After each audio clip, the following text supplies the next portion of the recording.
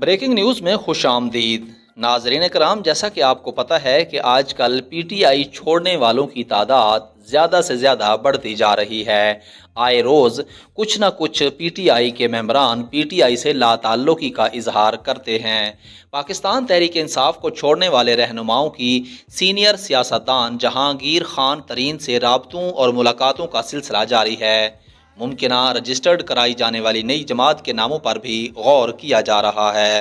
तफसीलात के मुताबिक तहरीक इंसाफ को खैरबाद कहने वाले साबिक रुकन कौमी असम्बली अहमद शाह खग्गा ने सीनियर सियासतदान जहांगीर खान तरीन से मुलाकात करके सियासी सूरत हाल और आइंदा के लाहे अमल बारे में तबादला ख्याल किया।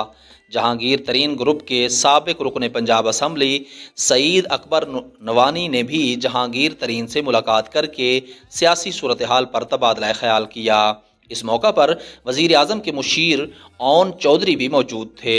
इन मुलाकातों में मुमकिना रजिस्टर्ड कराई जाने वाली नई जमात के नामों पर भी गौर किया जा रहा है।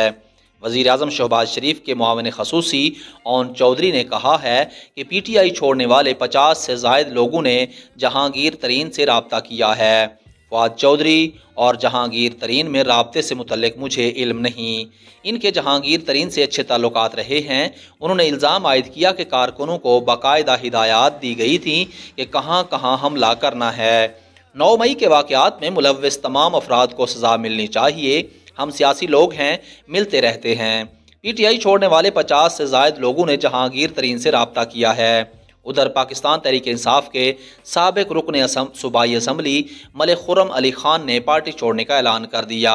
इस्लामाबाद में प्रेस कॉन्फ्रेंस करते हुए कहा कि हमने हमेशा वज़ादारी और शराफत की सियासत की है। हम किसी भी इदारे या रियासत के ख़िलाफ़ नहीं जा सकते।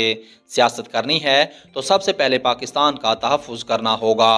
जो इदारे पाकिस्तान का तहफ़्फ़ुज़ कर रहे हैं उनकी इज़्ज़त सबसे पहले करनी है। उन्होंने कहा कि 9 मई का अफसोस हुआ कि जो पीटीआई हमने ज्वाइन की थी ये वो नहीं थी। पीटीआई के साथ ही सफ़र जारी था कि 9 मई आ गया, लेकिन अब मैं पीटीआई से अलहदगी इख्तियार करता हूँ। मैंने तमाम दोस्त अहबाब रिश्तेदारों से मशवरा किया। सब की राय यही थी कि किसी भी ऐसी सियासी जमात का हिस्सा ना बना जाए जो इदारों को कमज़ोर करे या इदारों के ख़िलाफ़ बात करे। मैं अपने इलाके में सियासत जारी रखूँगा। ब्रेकिंग न्यूज़ में अब तक के लिए इतना ही। आने वाली ब्रेकिंग न्यूज़ तक के लिए अपना ख्याल रखिएगा। अल्लाह हाफिज़।